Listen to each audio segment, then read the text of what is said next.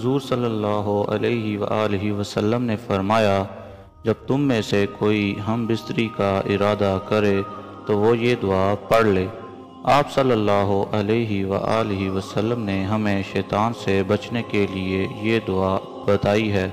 اس دعا کو ضرور یاد کریں اور مقاربت کے وقت ضرور آپ اس دعا کو پڑھیں، وگرنہ بعض لوگ کہتے ہیں ہمارے بچے شیطانوں جیسی حرکت کرتے ہیں، تو ایسا ممکن ہے کہ جماع کے وقت دعا نہ پڑھی ہو۔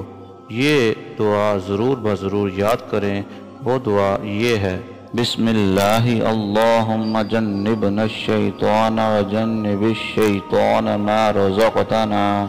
جس نے مقاربت سے پہلے یہ دعا پڑھ لی، اگر اس رات حمل ٹھہر گیا تو جو بچہ پیدا ہوگا شیطان اس کو نقصان نہ پہنچا سکے گا۔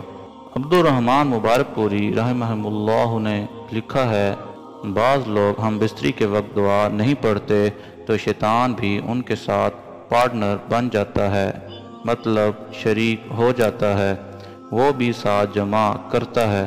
تو یہ بہت بڑی بات ہے کہ شیطان بھی ہماری زوجہ کے قریب آئے، اس سے وہ بھی مقاربت کرے، تو آپ ضرور اس دعا کو یاد کریں۔ ایک محدث سے ایک آدمی نے کہا کہ مجھے عربی نہیں آتی اور یہ دعا میں یاد کر رہا ہوں، تو کیا اتنی دیر میں فارسی میں پڑھ لیا کروں؟ تو انہوں نے کہا چلو فارسی میں پڑھ لیا کرو۔ تو آپ بھی ضرور یہ دعا عربی میں یاد کریں، اور جب تک یہ دعا یاد نہیں ہوتی تو آپ اردو میں یا پنجابی میں یہ الفاظ کہہ لیا کریں، یا اللہ شیطان کو ہم سے دور کر دے، اور جو بچہ ہمیں عطا کرے اس سے بھی شیطان کو دور کر دے۔ اور ایک اور بات ذہن میں رکھیں کہ اگر آپ نے ایک دفعہ اپنی بیوی سے ہم بستری کی ہے اور آپ کا دوبارہ ارادہ بنا ہے کہ رات میں 2 مرتبہ ہم بستری کرنا چاہتے ہیں، تو درمیان میں وضو کر لیں۔ پہلی بات تو یہ ہے کہ حالت جنابت میں سونا درست نہیں ہے، ضروری ہے کہ وضو کر لیا جائے۔ اگر دوبارہ جماع کا ارادہ ہے، دوسری بار ہم بستری کرنا چاہتے ہیں، تو وضو کر لیں، اس سے آدمی فریش ہو جاتا ہے۔